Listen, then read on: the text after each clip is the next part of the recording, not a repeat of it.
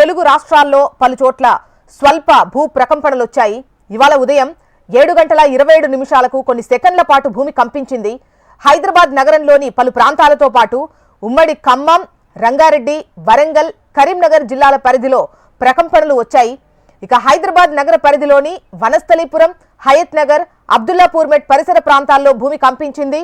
ఉమ్మడి వరంగల్ జిల్లాలో ములుగు, హనుమకొండతో పాటు ఉమ్మడి ఖమ్మం జిల్లాలోని కొత్తగూడెం, మణుగూరు, భద్రాచలం, చెర్ల, చింతకాని, నాగులవంచ ప్రాంతాల్లో ప్రకంపనలు వచ్చాయి. దీంతో ప్రజలు తీవ్ర భయాందోళనకు గురయ్యారు. ఇళ్లు, అపార్ట్మెంట్ల నుంచి బయటకు పరుగులు తీశారు. ఉమ్మడి ఖమ్మం జిల్లాలో సుమారు 3 సెకండ్ల పాటు ప్రకంపనలు వచ్చినట్లుగా స్థానికులు చెబుతున్నారు. ఇక ఖమ్మం వివరాలు అందించేందుకు మనకు రవికిరణ్ సిద్ధంగా ఉన్నారు. రవికిరణ్, ఖమ్మంలో ఎన్ని సెకండ్ల పాటు భూమి కంపించింది? రిక్టర్ స్కేల్ పై తీవ్రత ఏ విధంగా ఉంది?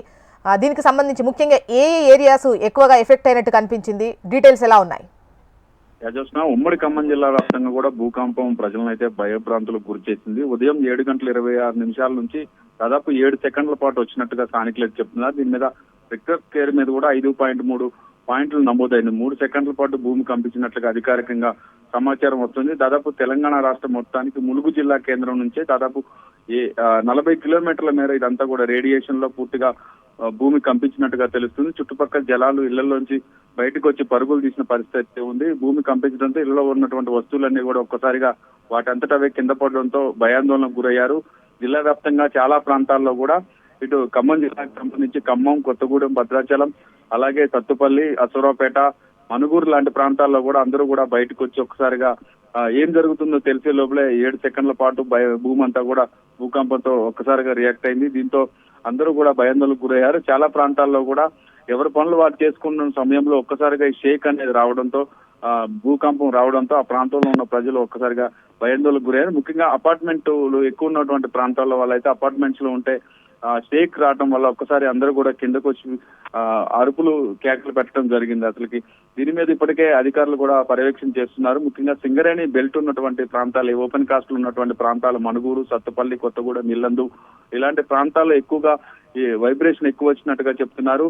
భూకంపం రిక్టర్ స్కేల్ పై ఇప్పటికే 5.3 నమోదైనట్టుగా తెలుస్తుంది.